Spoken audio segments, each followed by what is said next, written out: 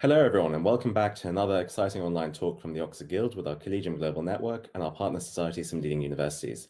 We're delighted to be hosting a special online event today with Gina Miller, who's a well-known legal activist, campaigner, and businesswoman. She is perhaps best known for twice winning landmark Brexit-related legal challenges against the British government in 2016 and 2019. And Gina was also named as the UK's most influential Black person for 2018 by Powerlist and has a strong track record of campaigning for greater integrity in politics and business, and leading to her establishing the True and Fair Foundation and the True and Fair campaign. She is author of Rise, Life Lessons in Speaking Out, Standing Tall and Leading the Way. And we're delighted to have her join us today and to take the time to share her insights. Thank you very much again, Gina, and over to you. The floor is yours. Oh, delighted to be with you. And so I think it's a momentous day in many ways. We are living through a momentous time where, things that have been bubbling up in the past, the pressure cooker, if you like, has exploded. And we have a collective consciousness that is wrapping our nation right now. And I think as a young person watching this, it's probably an incredibly frightening time because of the level of uncertainty and the fact that nobody foresaw the COVID plus all the other challenges, and the impact of that will be on your generation. And I think it's already being named the COVID generation, but it's so much more than that, because in economic downturns, whenever we see that from the past, it tends to be the young and the vulnerable who bear the brunt of the cuts that will come, both in terms of the economy, of funding, social services, educational funding. And that is terrifying. But at the same time, I do also think it's an opportunity for young people to come together and really change the world. And my fear is that opportunity won't be grabbed by both hands. And why I say I worry about that is because it's so terrifying to take on risk. It's so terrifying to think I'm going to put my head above the parapet. But I think this is the time. This is your time to make that change. We've been talking, my generation, the generation before me, your grandparents, we've been talking about change for so many years. We've been talking about inequalities in society. We've been talking about the push for greed and the fact that corporate responsibility has almost been a dirty word. And we've talked about it for generations, but now it is your turn to actually make those things happen. And there are some silver linings with COVID and where we are in the world, is that I think it's given us time. Lockdown created the space where people could start thinking about what the future is about. And whilst it's scary, I can also see that there's opportunity there. But I'm being a campaigner for nearly 30 years now. I think I have a very a cynic bone in my body, if you like, where I can see that vested interests will maybe try and stop some of that change. But you need to be strong. You need to stand up, because if you don't do it now and the opportunity slips away, I'm not sure when it will come again, when the alignment, if you like, of a global camaraderie that we're seeing in all senses, be it from the environment, from socially responsible businesses, from a society where we care for each other, for fighting a disease, a pandemic together, to the latest thing of fighting injustice and racism together. We are aligning so many things together. I'm not sure when that will happen again. So against that drop of contemporary alignment around the world, this is a time for hope. But don't be naive in thinking it'll also be the time when those who want to peddle hate will try and pollute the conversation or take ownership of the opportunities and take it in a very different direction. So whilst there is opportunity, there are also threats. And I hope that there is a real desire to understand, not that there needs to be change, but it takes hard work. Where we are today didn't happen overnight. There are so many political mistakes that have been made. And if you like, we're reaping things in society that we're seeing now, the consequences of policy deficits of yesterday, where we have forgotten to care for each other. We forgot to put into place, or not even forgot, but maybe it was deliberate, or maybe it was just lack of responsibility to understand that long-term solutions in housing, in education, in the economy, in taxation, in social care, were things that needed a lot of hard work, because for society to flourish and to be equal and fair, you need to put in the time and effort. And it's not time and effort once and then forget it. It is keeping an eye in those in positions of power, wherever they are, to make sure that they are exercising their power with responsibility.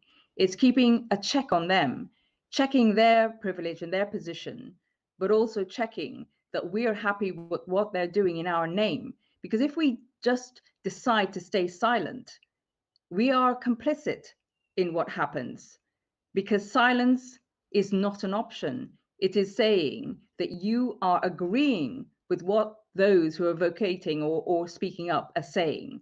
So there's so much that we have to see now as an opportunity, but understand that it's extremely hard work to create change. I can tell you from my own experience, there'll be people who will try and shut you down. There are people who will try and tell you it's not your place. There are people who will try and tell you you have an alternative motive. But you should be strong in knowing you are doing things for the right reasons. And if you have that trust in yourself, then you just get up every day and do the best you can, and go to bed with if you like, a light head, knowing that you've done the best you can every single day. Don't put off for tomorrow what you can do today, because if you let those small things slide, if you turn a blind eye to the small bits of racism, the small bullies, the small actions, they then become huge. And other people who are perpetrators of those negative behaviors think they can get away with it. So there's so much that we need to do to grab the opportunity. But I do understand how scary it is. I mean, I've got 3 children myself. I speak at so many schools and universities. This is a terrifying time to be a young person. But it is, as I said, also a time for opportunity. Yes, so we've got our first question come in, and it is from Annika, who does modern language in Oxford, and she asks, what made you want to become a campaigner for justice? I can't actually, Annika, remember being any different from when I was a tiny little girl, seeing somebody who had no shoes and I had my shoes. I couldn't understand that sort of injustice and that idea that there were people suffering when I was happy. But I think I was also, Annika, very lucky that I had an incredible father who was a social justice campaigner, was a criminal barrister, really brought me up to believe that my duty was not just to myself and my family, but to other people. And so I think what my parents instilled in me is what I try and instill in my families. But the values you learn at home, I think, are the things that make you who you are in the future. Okay, second question coming in here from Dan, who does history at Warwick. And Dan asks, what were the main difficulties you encountered working to try to shake things up in the city? Whoa, Dan, brilliant question. You are talking about a system, a city that is built on greed, and is built on the idea that the single pursuit of profit should outweigh everything else. So there were a huge amount of difficulties. I suppose I started in the city in '96. It was very different from where we are today now. So the difficulties were being taken seriously as a woman and a woman of color. So, the double whammy, if you like, of being put down, being discriminated against, being told that it wasn't my place to try and buck the system, and to speak out. And what did I know? There were people who were men mainly, who were more intelligent, went to better universities, better qualified. What did I know? I was treated as an upstart. And what you have to do, what I've learned to do when you're confronted with those difficulties, is you have to know your subject backwards. You have to stay calm and persevere. Once you decide to act, it's about perseverance and resilience to get through what it is you want to achieve. Because my acceptance from day one was that I was battling a system that was inherently prejudiced against the consumer and trying to do the best for consumers. And once I started campaigning and I realized that they were being aggressive and abusive towards me, a light bulb sort of went off in my head. And I thought, hang on, why are you not dismissing my arguments? You're attacking me, which must mean that my arguments are pretty sound. So it actually gave me a sense of relief that what I was saying, it wasn't the contents of my campaigning and what I was saying, is the fact that they tried to shut me down. So I think my mindset changed, but the difficulties are when you're trying to dismantle conflicts of interest, because at the end of the day, the average is sort of city firm is working on about sort of a 30-40% profit margin, when most businesses outside the city of a similar size would be working on a profit margin of about 15 to 20%. So there is a reason for conflict of interest, and there's a reason why they don't want, if you like, an evolution in the city to operating in a different way. But you just have to persevere. Next question from Matthias, doing computer science at Cambridge. Matthias asks, what can we do to ensure that there is a greater standard of integrity in the public sphere? Well, Matthias, believe it or not, I've checked into this a lot, and it is quite extraordinary to imagine that there are no standards of integrity in public life. The only thing that a politician is answerable to is what's called the Nolan principles. It's 7 principles. And if you actually judged most of the politicians of whatever party against Nolan principles, we wouldn't have any politicians. So I have always, one of the things I have been calling for is to say that if politicians are employed by us, they're representing us, the public. We pay their wages through our taxes. They are employees of the public. Then they should have actually either an employment contract or something they sign up to, which says that they will behave in a particular way in their public office. I think until we have that, I'm afraid there is very little to hold them to account. Question from Laila, doing law at UCL. Laila asks, how do we preserve Britain as a tolerant place? Wow, Laila. I have to say, I think it doesn't even disappoint this press. None of those words. I am so disheartened, probably is the best word, by the lack of tolerance and where we've got to, because what has happened over the last few years, I think there are those who've sought to exploit the if you like, the fractures in our society to make it an intolerant place, because then they benefit from it. Because, you know, it's the old saying of, divided you rule. So I think in terms of tolerance, I think it has to be down to each one of us. You can call out what's happening in your own backyard, take control, take responsibility for your sphere of operation. Because if you do that, then I think we can all come together in what I call sort of a stream of consciousness, where we can collectively make a difference.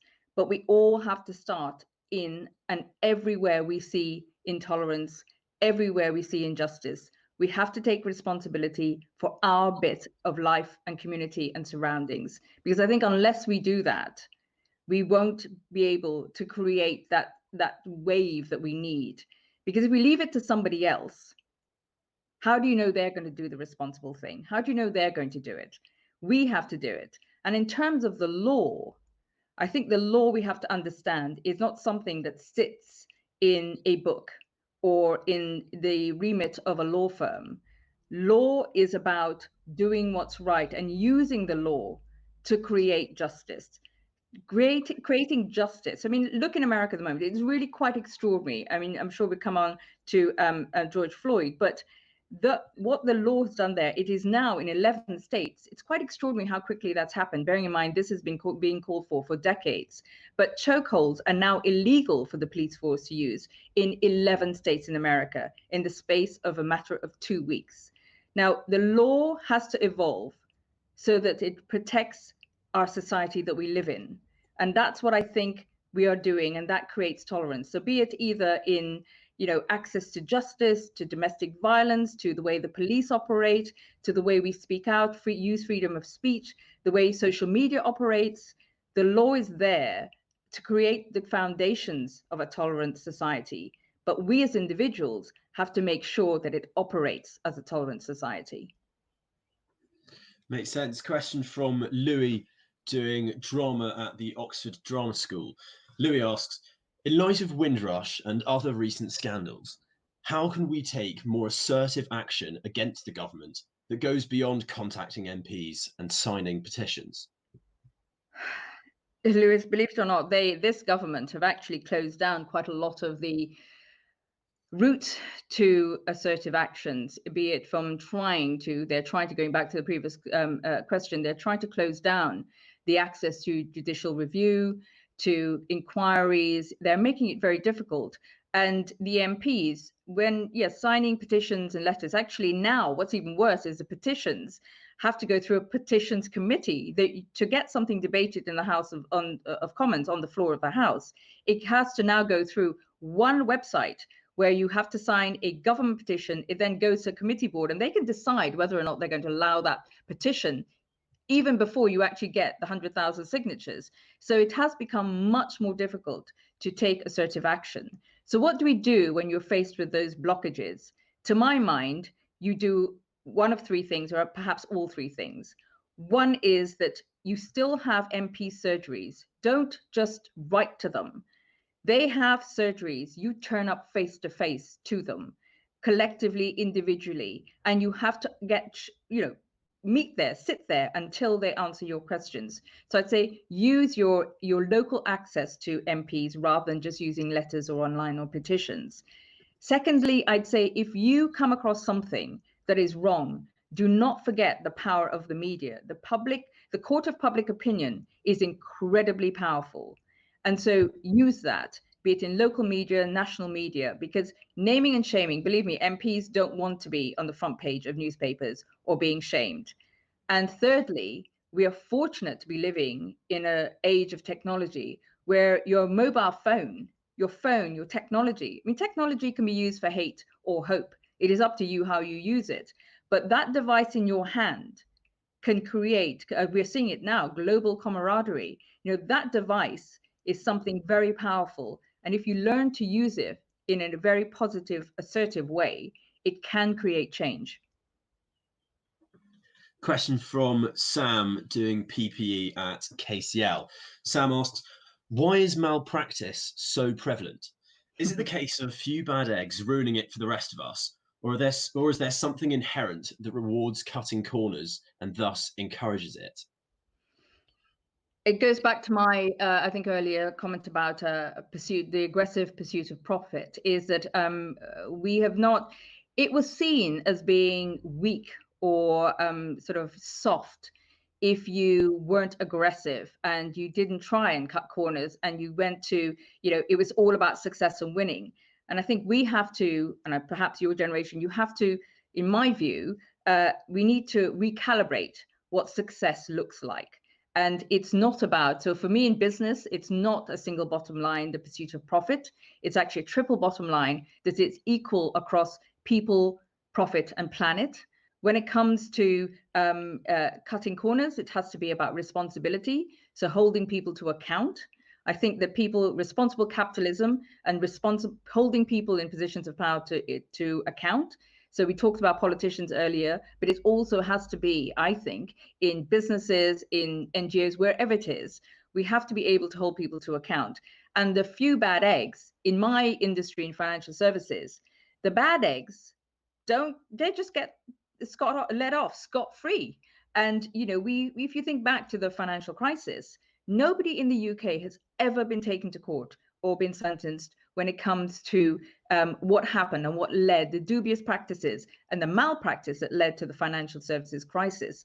How can you have something that ruined millions of people's lives and yet nobody was held accountable? So we have to have better regulations, and it's not, and that, by the way, doesn't in my book mean more regulations. We just need to actually enforce regulations we already have. But it's about a responsibility, a pursuit of a success that isn't just about money, but it is about our social good as well as the corporate good. There's so many things we can do, but there is a lot of work because most of it is not in place. Question from Rajiv, doing law at the LSE. Rajiv says, you've been the unfortunate victim of huge amounts of vitriol and abuse, so much so that you've had to involve the authorities. How have you managed to cope and stay resilient? Thank you, Rajiv. That's a really kind question. First of all, I wasn't expecting it. I never thought it was going to happen to me. I knew that when I put my head above the parapet, bearing in mind I've been a campaigner for 30 years, in the febrile environment of Brexit, because my court cases were actually not about Brexit, but anyway, I knew it was febrile environment and I knew I'd get abuse. What I didn't anticipate was this whole idea that as a woman of color, there were those who would say I couldn't be bright enough. It would be, white men with money who were pulling my strings. It wasn't. It was all my money. The idea that it wasn't my thought process, I wasn't strong enough, but it was the abuse against my children and my family that I never expected. To get a letter, because by the way, it was very about half of it was on social media, but the rest of it was actually direct emails, cards, letters, packages, and to get a doll or 3 dolls of my children, which would be the dolls' heads cut off, and then the names of my children stuck on the front of a doll and sent to my place of work. Those are some of the things I've had to endure, and I never ever imagined that I'd have that. That was the sort of country I lived in, and people felt that they could do that. So I went through a huge amount of upset. I'd come home, I'd cry, but then I realized that if I did nothing and I stopped and I didn't carry on speaking out, those voices would become more prevalent and they would become more mainstream. So I had to summon up this courage for my children's sake more than anything, and for future generations, to say, no, you are not going to be the acceptable face of this country for the future. I am going to make sure that you are fought every second of the day, every ounce of my being that I have, to fight against that sort of abuse and vitriol I was going to do. So in an odd way, those individuals actually strengthened me more and gave me more of a passion for wanting to speak out, because I would not let their voices trump mine. Question from Victoria, doing chemistry at Imperial.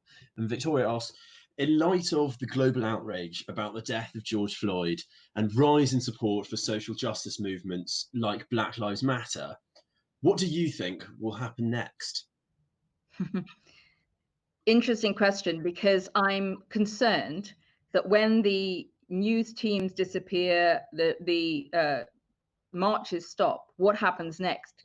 Because you can pull down a statue, you can create a real sense of outrage, but dismantling racism and inequality that is embedded in every apparatus and infrastructure in our society over hundreds of years is going to take a lot of work. So what I'm hoping will happen next is that we review our educational system. We start bringing in a real, if you like, history of what happened in the empire, what happened in colonial Britain. We don't whitewash history, which is what's happened. So education, I hope, changes the way we teach, I hope. Secondly, I hope there is more of positive action, if you like. Not that I'm a real fan of positive action, but I think now maybe a small moment in time where we create positive action ripples that will have a long-term effect, in that we now are more open to having Black people, people of ethnic minorities in positions of power, because we need not just more education, but we need more role models for young people to aspire to. And also, I think what we need is more of an understanding that a lot of the poverty that has resulted from discrimination and inequality means that life chances are not equal, So we need more funding, I think, of opportunities that give access to equality. Okay, question from Jess doing liberal arts at KCL. Jess asks, what is your best advice for women of colour wanting to succeed in the corporate world? Best advice. There's probably so many bits of advice, but just from my own experience, Jess, I'd say learn to be calm and collected and act with grace. Do not become the stereotype that some people expect you to be, which is a loud black woman or, a woman of color, whatever. Just act with grace, with intelligence and integrity, but also don't sit at the back of a room. Don't ever say sorry. Go out of your way to make sure that while you're calm, you are still there in the center and you're noticed, because people will feel your confidence. They will feel. So make sure you sit in the front of a room, in the middle of a place. Don't stay in the shadows in the corner, waiting for someone to notice you. Be out there with confidence and say, I am here for you to notice. And I think that's probably two things I'd say that would really perhaps start to build the confidence that Jess may need. Okay, Katy, PP at Oxford asks, or she says, I heard you speak in December before the general election. It seems like such a long time ago. How much has the last 6 months changed your perspective? Oh, Katy. Unfortunately, if you heard me speak then, I was very worried. I probably used the phrase that there were those who were coming to power because they wanted to change our country, our island, into a laboratory for their right-wing ideology. And I'm afraid that I think those people now are in power. Coronavirus has probably knocked them back for 6, and they're going to not perhaps be able to do as much as they wanted to do. But one thing I do think is I think we have less control over our future.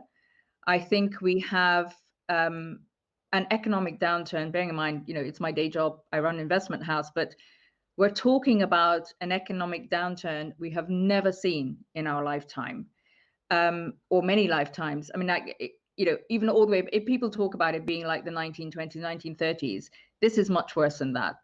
You could go back to maybe the 1720s even.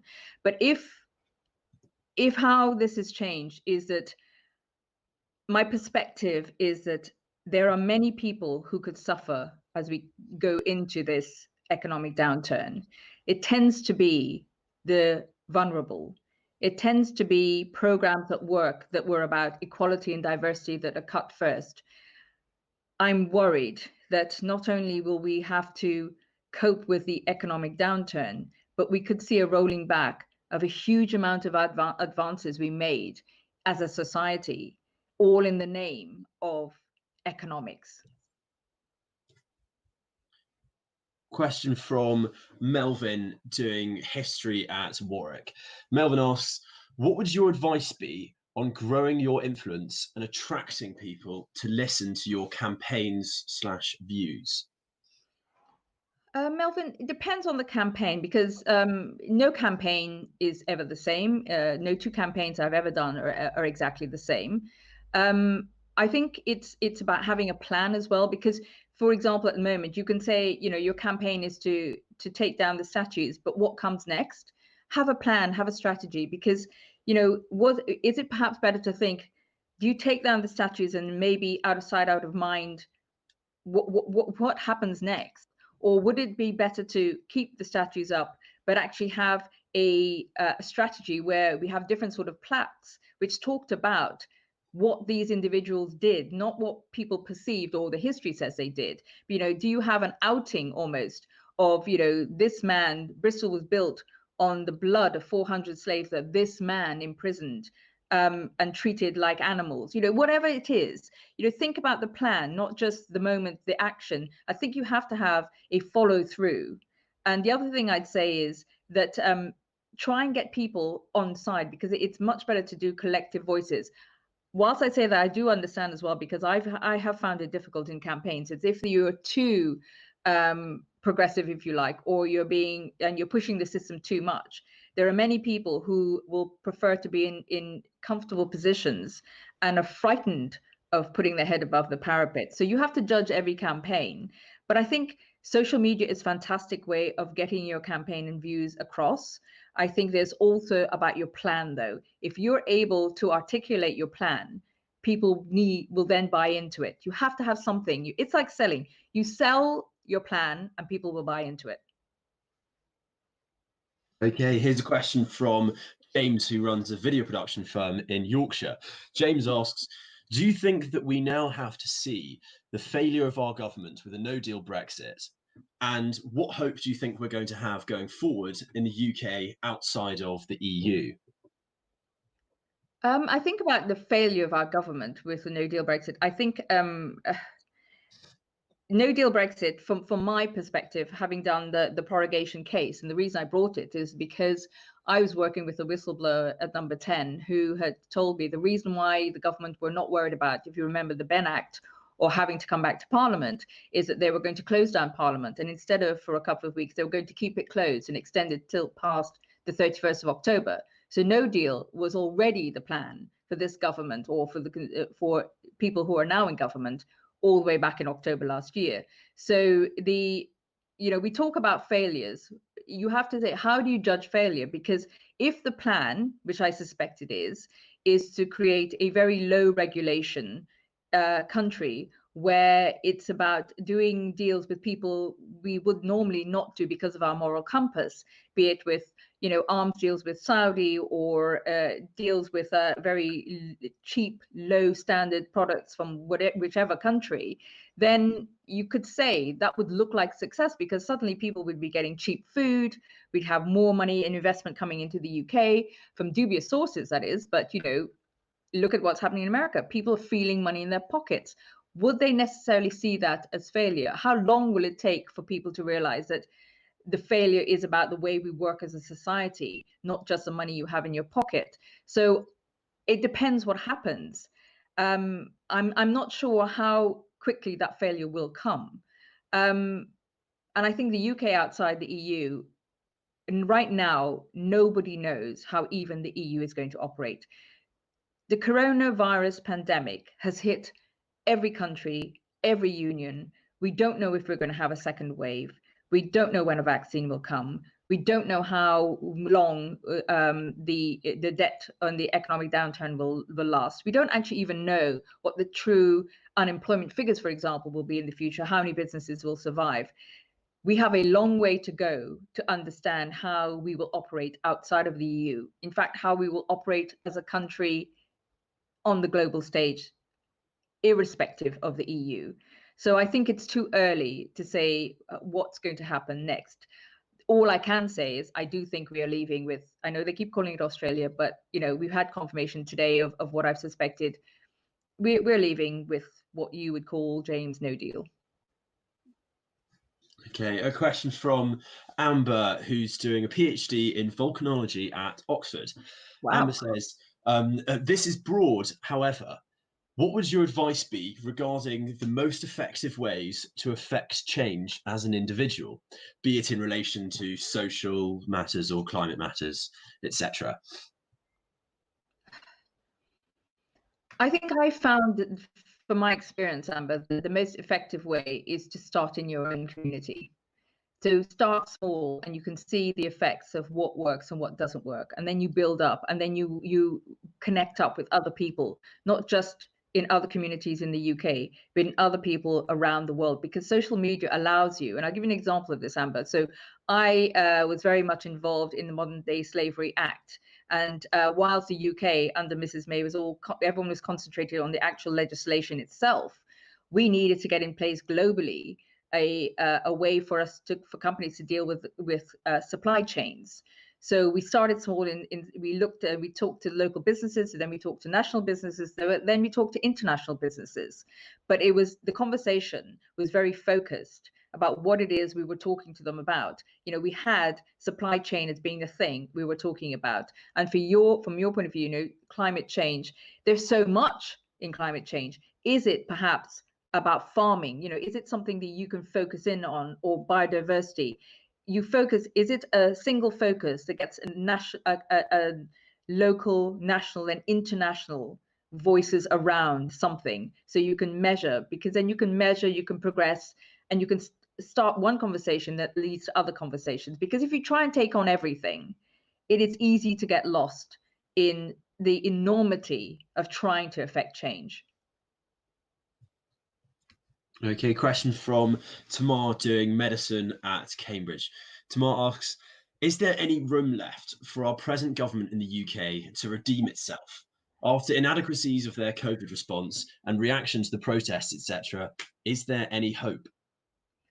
Oh, Tamara, there's always hope. Don't say that there is no hope. There is always hope. And my hope is that, they can't hide forever. And my hope is the court of public opinion. I don't think people will allow this government to carry on in the way it's been carrying on. The death toll, it is, I mean, how could we live as a country with a conscience of the thousands, tens of thousands of people we have allowed to die? They can't get away with it. So I think it's about public opinion, and when you speak up, you will be they will try to shut you down. It's been really interesting, Tamar, that in the last few weeks, that every time I speak up now, I have a huge amount of trolls, and I never had this a few weeks ago. It is almost as though the bot factories are even more up and running, because they're trying to close down any sort of criticism of the government. The government is sacking and trying to shut up everyone. They can't do that forever. People will speak up. And these marches and protests will carry on. People going to courts, there's so many applications to court at the moment. People will start standing up and saying, we will not allow you to destroy our lives. And I really feel that there is a heightened consciousness now that's growing in people, and that we will speak up. And that's what needs to happen, because they cannot carry on. Because if we are heading towards another wave, a second wave, we have to make sure that, unfortunately, it will be this government, that they can handle it in a much more competent way than they did before or up to now. Makes sense. Here's a question from Gabriel doing English at Oxford.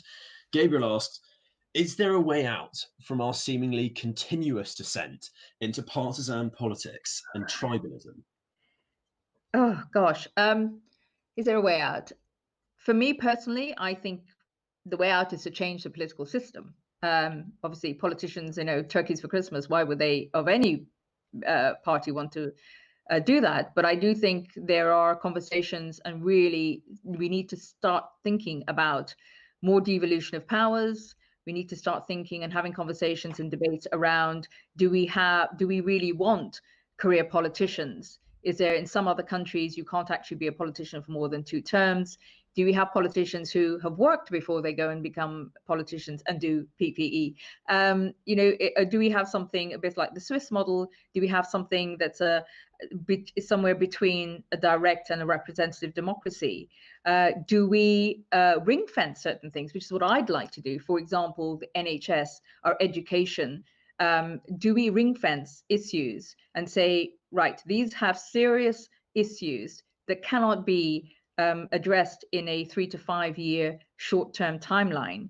So we ring fence them, a bit like select committees, and they're cross-party groups working on longer term, say 10-year plus solutions for some of these very intrinsic issues we have that are plaguing our society, be it in housing, in education, in social care, in technology, because we haven't even started talking about the fact that we're going towards a future where for every 75 jobs there'll be 1 because of robots and technology. We haven't even started thinking about, if that happens, who's going to pay taxes?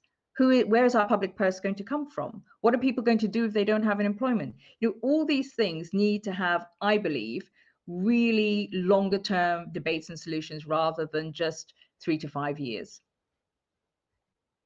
Okay, question from Aeneas doing law at KCL. Aeneas asks, do you envisage cases will be brought against the UK government because of the management of the coronavirus pandemic and systemic racial discrimination? Could such cases win? So on the first one, on the pandemic, I believe to date there's something like 12 or 14 cases who are already in the works and trying to approach the courts. But I have always said, when it comes to the law, and Inez will know this, is that it has to be about the black and white letter of the law and not the emotion. So if you look, for example, just give you one example of a case that's that has approached the courts about PPE and bringing a case against the defendant named is Matt Hancock. Well, actually, if you look at the law, it's actually the trusts and the hospitals themselves that would be the ones who would, if a court was to find guilty, would be against them, because a minister giving guidance isn't really something you can go after them in the law. It's under the health. It's much more complicated than that. So you have to look at the black and white letter of the law. So I'm not sure that several of the cases I've seen to date have that weighty argument about, the letter of the law. But there's some interesting ones around which I think will probably have a chance and the courts will hear, such as the negligence for some of the relatives of some of the deceased. So that's an interesting case that I think will be filed soon. And there are others who are trying to bring law actions under the Human Rights Act. There are many. I just want to make sure that there aren't sort of ambulance chasing lawyers, if you like, who are using this as an opportunity to they don't have to think about fees because crowdfunding is so easy. We can't misuse the law and access to the courts, because the danger is if you do that, the courts will close their doors and say, you're misusing the process, we will close our doors. So I think we have to be very careful about how we approach courts. And when it comes to judicial reviews, you probably know, Inez, is that because of my cases, they're trying to close down the ability for individuals to bring cases against the government in the judicial review. We'll see what happens with that commission when it comes. I hope that isn't closed off, because they're basically not wanting anyone to hold them to account.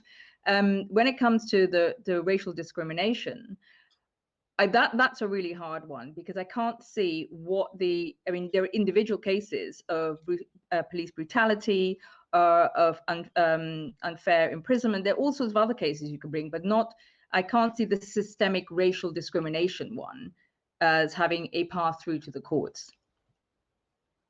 Okay, question from Lavanya, doing politics and sociology at Warwick.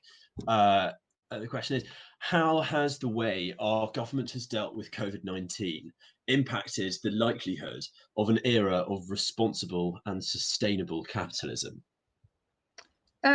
Good question, a really interesting one, because in my world of investments, we've been talking about ESG, or ethical investing, and sustainable capitalism, or what I call responsible capitalism, for a while now, and there's been a lot of pushback.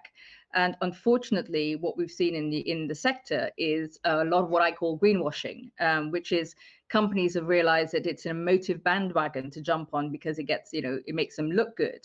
But it's got to be more than just a tick box of the bandwagon. It's got to really be put in place systems. So if I just explain one thing, for example, if there are those who buy into the, say, triple bottom line and being more responsible in that way, rather than just a single bottom line, the impact of that is you'd actually have to train accountants differently, because they'd have to understand the data that you put into environment, or any of the UN goals. It's a different sort of training for HR individuals, for accountants, for managers, for business owners, to be able to supply the data. Because, if you were trying to get to a place where if you can measure it, you can then explain if it's a success or not. And if you measure it, it gets it done, apparently. But what my experience is in the last few years is that a lot of it is happening at the surface level. But when you look down, the data points are not being agreed. It is a cowboy land out there. And so we've got a long way to go. Responsible capitalism is absolutely the goal, but there has to be the structures in place to be able to deliver that. Okay, question from Kate, who's doing law at Oxford. Kate asks, what piece of advice would you give to your younger self when you first started campaigning? Don't do it. No. Kate, just explain, my campaigning came from a very personal experience, or my own experience.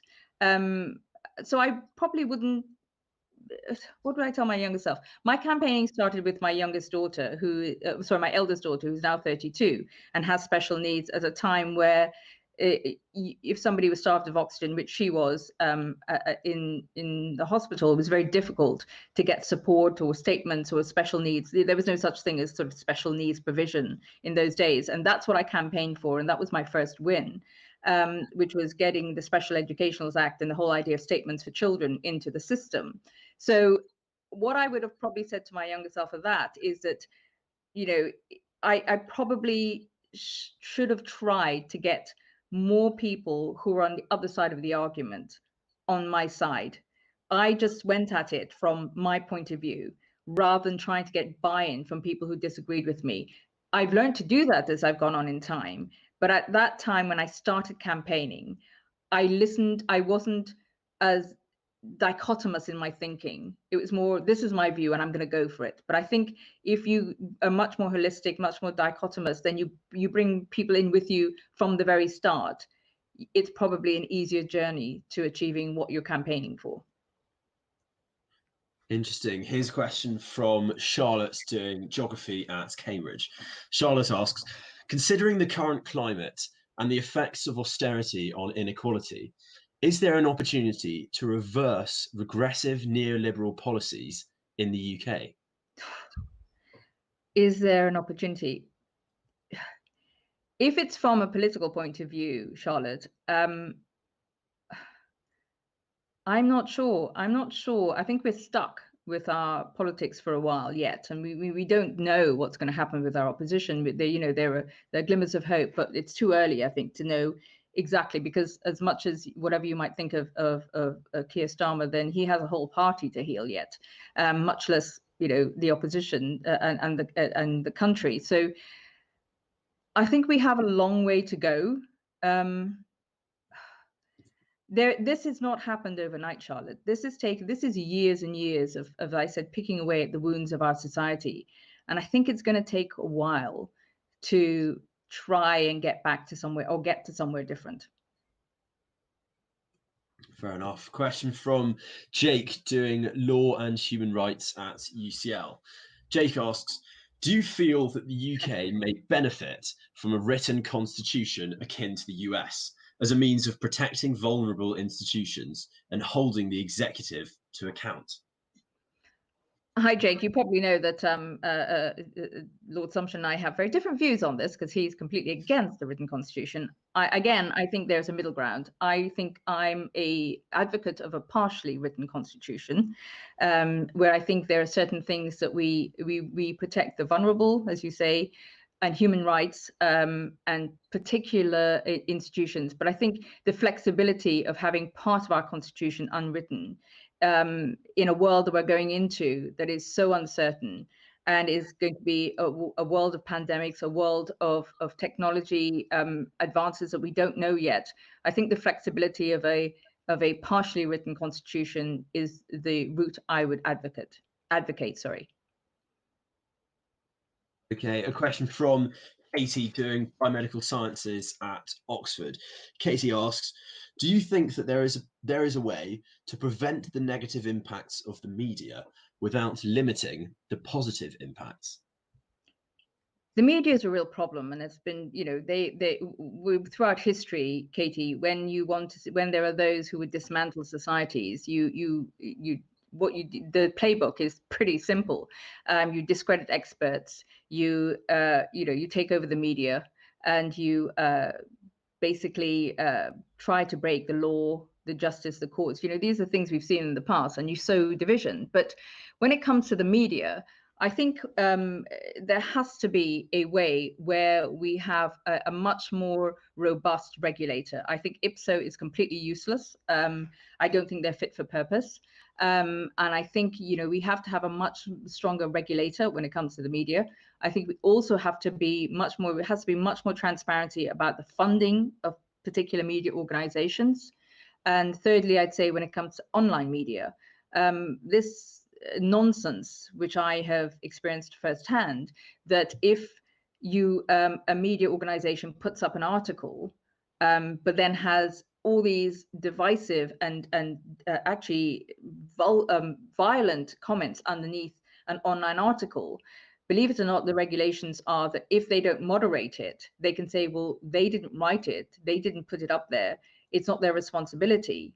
So they don't have to moderate, they don't have to take it down. So it allows for a huge amount of hijacking of an article and taking it into a completely different way or a different place. So I think there's small things like that that can happen. But I'd also say that the negative impacts of media is that, we have in place a lot of laws when it comes to misrepresentation, malicious communications, libel, all these other things. But we have to be able to enforce them. Media gets away. I mean, I've taken 17 complaints against the media, just to give you an example, because they would write things that are not true, and then they get away with it because then they'll print a retraction or a correction, but the damage has already been done. So they know that there's a weak regulator. So they'll put something out there knowing it's not true, or it's, bending the truth, knowing that all they then have to do is do a retraction. As I said, the damage is already done. Question here from Thomas, who's doing mechanical engineering at Imperial. Thomas asks, how much has the Dominic Cummings incident undermined Johnson's government? Has such a strong majority ever looked this weak?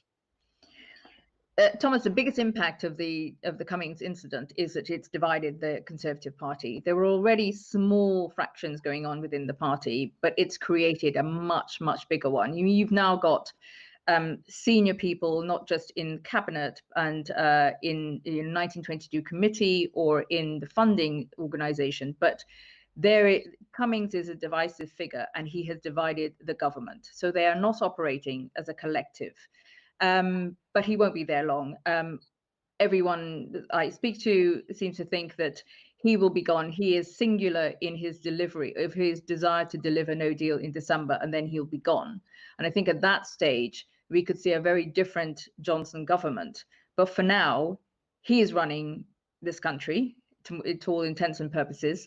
And those who had the opportunity in the Conservative Party to get rid of him just didn't act with a collective vigor to ensure that that happened. And I think my suspicion is that he possibly has, if you think about the fact we haven't had the Russia report published, we haven't had some of the funding that's gone in the party published, maybe he has things that he knows that really could do damage to Johnson if it comes out in the public domain. Question from Holly, doing French and history at KCL. Holly asks, what do you think of the recent discrimination implications inside the Labour Party? Will the party ever recover from them? Oh yes, Holly, the party will recover. Sorry, it absolutely will. It's going to take a while, as I said earlier. It's going to take a while. Keir Starmer has a lot of work to do, not just as an opposition leader, but actually as a leader of the Labour Party. And it's been interesting, if you look at the people in power within the party, in different factions of the party, who's replacing. It is happening, but they do have to deal with the fact that they have the party has turned a blind eye to discrimination within it. It has to go through a painful process of purging itself of a lot of the extremists that have come into the party in all sides, because actually extremism in any party is destructive. But and just my view, I'm saying that as having, I was very senior in advising the Labour Party up until 2015. When Corbyn came into power, I left, but not so much because against him. I just saw what was happening in the party itself. But we need a strong opposition. We don't have a democracy unless we have a strong opposition.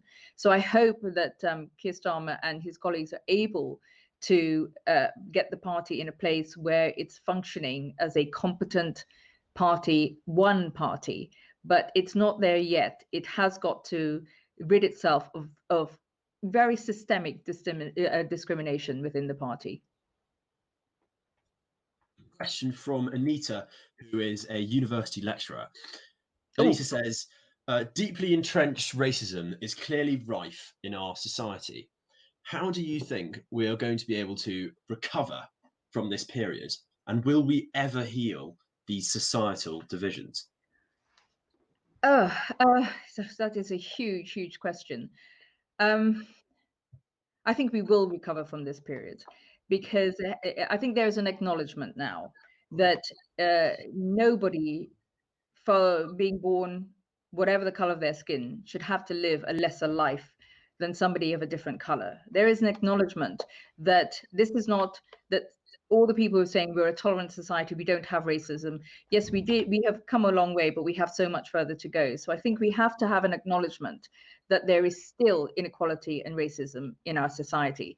But also, I think the more difficult conversation, Anita, is the fact that there is no such thing as a homogenous BAME community, and that there are lots of nuances of racism, even within particular parts of society and different groups. You know, you've got African racism against Caribbean Black racism, you've got Asian racism, from my point of view, Muslim against Hindu, you've got other types of racism. So I think we can talk about equality. We have to find a different language, I think, about how we talk about racism. And I think my view is we have to talk about each other in a different way. And we have to talk about respect, and we have to talk about the fact that every person deserves access and deserves to be treated as a human being. There is no lesser person than standing in front or behind. We stand as one in one line next to each other, not in front or behind each other. But it's so difficult. I mean, I can only, Anita, I can only sort of start to talk a little bit about this, because I think there's a huge amount that needs to be done, and especially in education. We have to start tackling this from a very young age, because if racism sets into the consciousness and the value system of children at a young age, it's very hard to dislodge. A question from Nikki, doing economics at the LSE. Nikki says, I enjoyed reading about your father in your book, who seemed a truly inspiring figure. What did you learn most from him? Oh, what I learned so much from him, Nikki.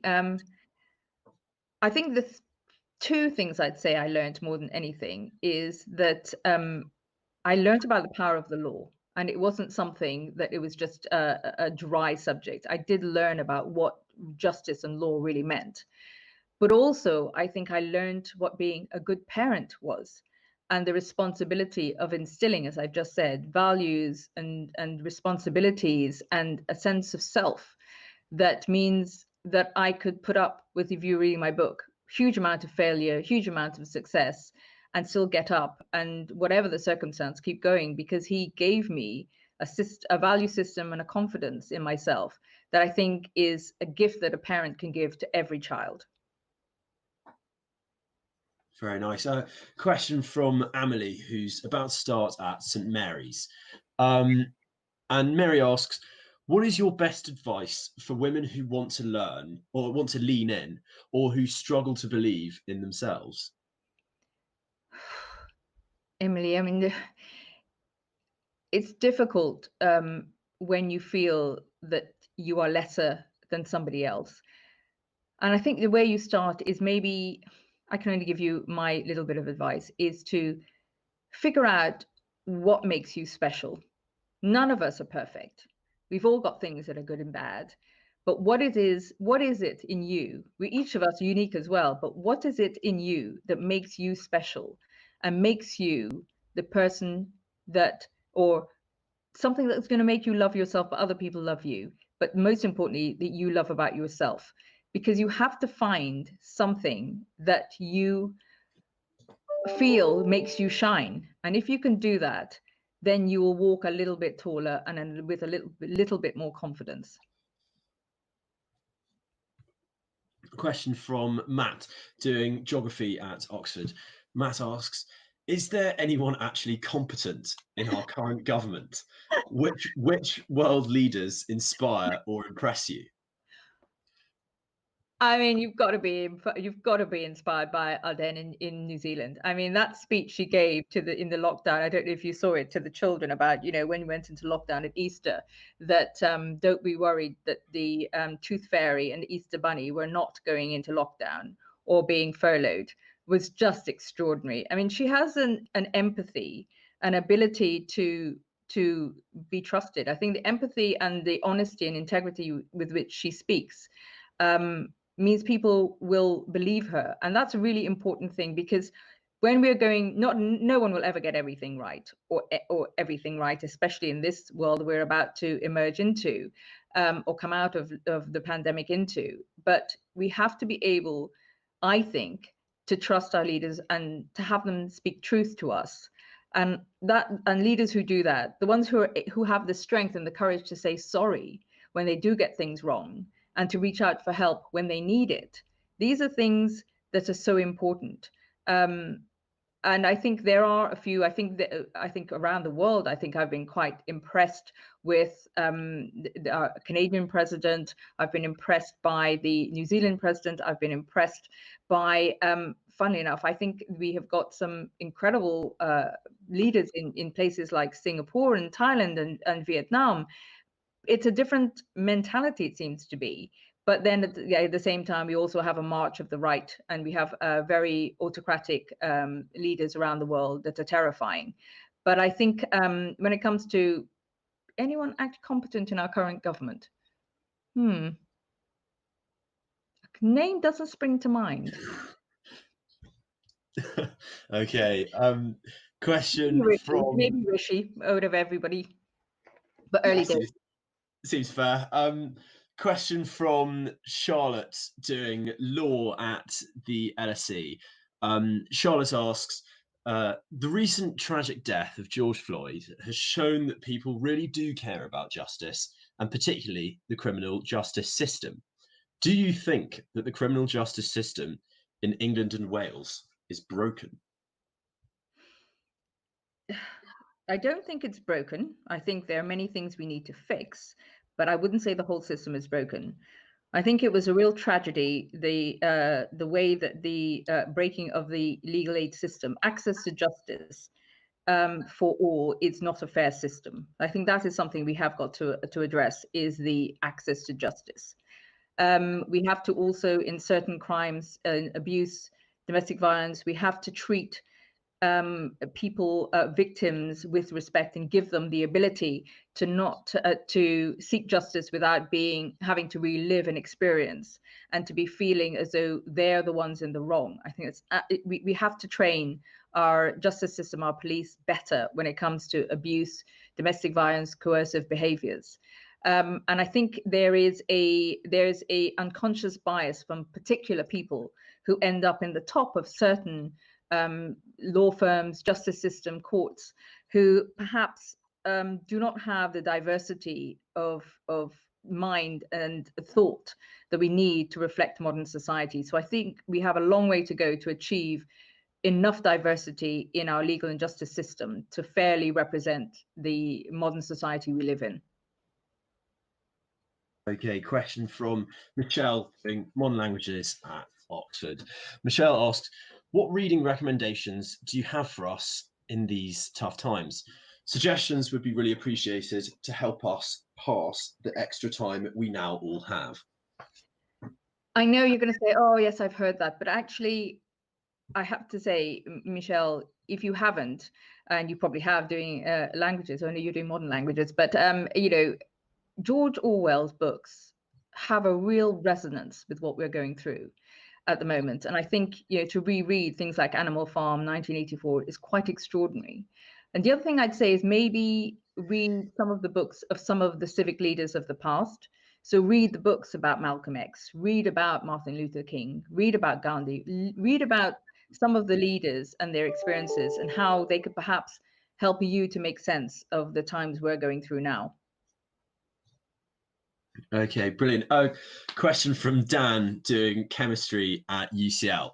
Dan asks, should we prevent people without prior senior management experience from taking such roles in government? We currently have a journalist running the country, and it shows.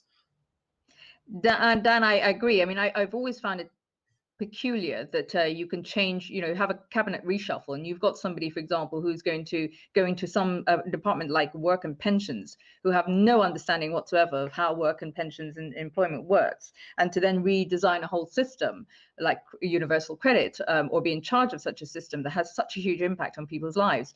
I do think it helps if you've got a competency in that particular role that you're taking on. But the problem with that is, are you always going to find it? So, are you always going to have somebody who goes into politics who understands defense, for example, or be able to do that? Or are you always going to have somebody who can go in and talk about trade or trade deals?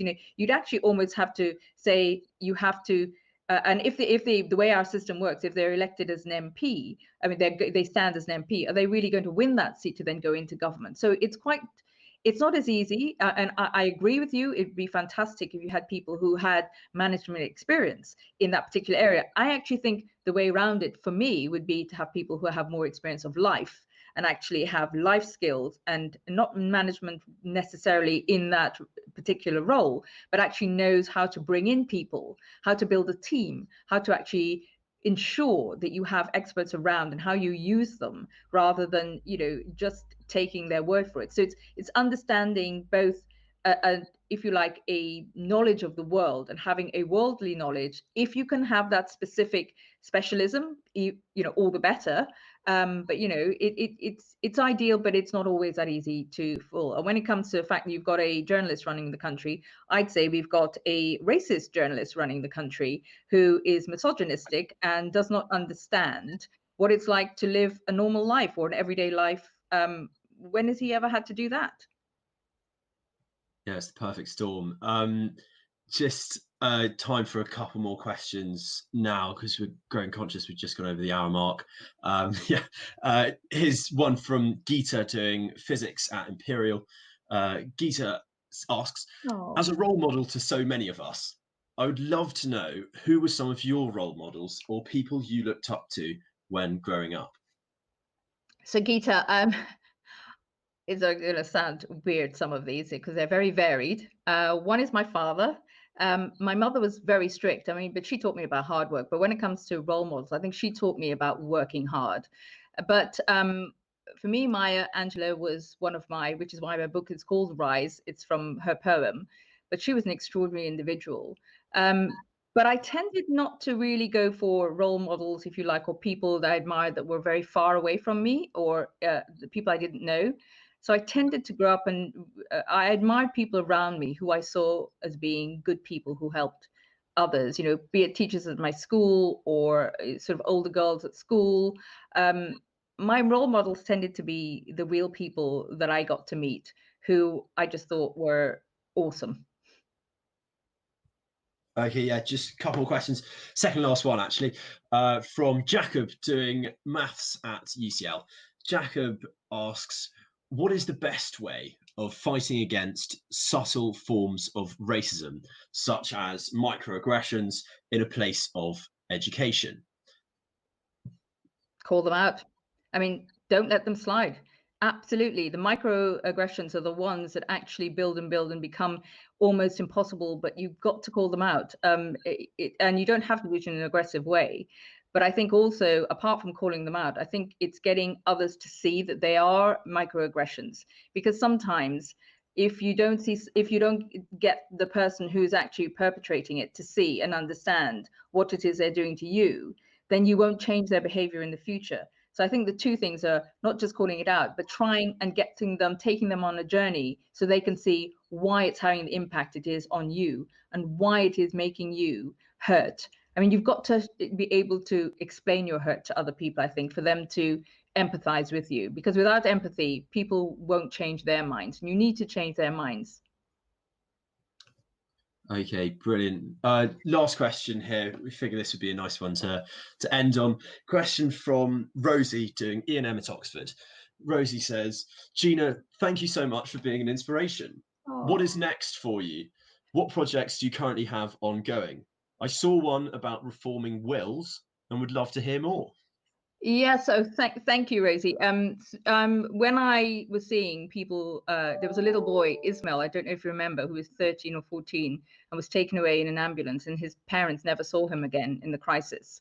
He died of coronavirus. And so many people, I just thought that, can you imagine your loved one going, you never see them again? So not only have you lost them, but you have the guilt of knowing you never got to say goodbye. And that sort of started my mind worrying and thinking, but is there anything I can do with technology to offer? So I built a platform called Messages of Love, .co.uk, which is where people can start like digital memory boxes and just deposit their messages, wishes to loved ones in case anything happens. And then I started looking at the wills and realized that actually our will laws are so antiquated. They go back to 1837. It's quite ridiculous.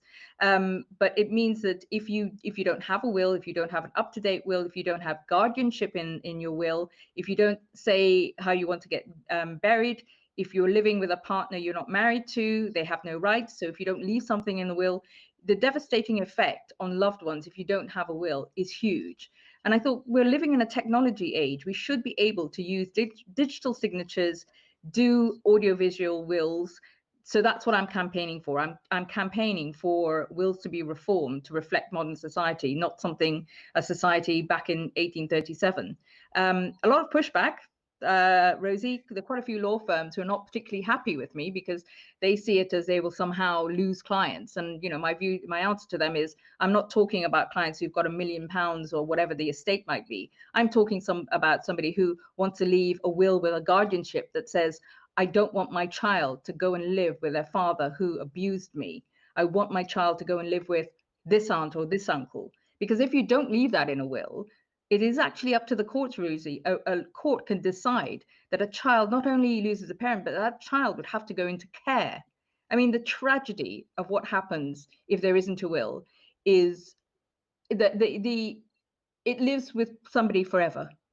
It's not that moment when they lose their loved one. They could lose their life and everything they had just in that time. In that one death, they lose everything and their entire futures. So for me, I'm very passionate about trying to change this.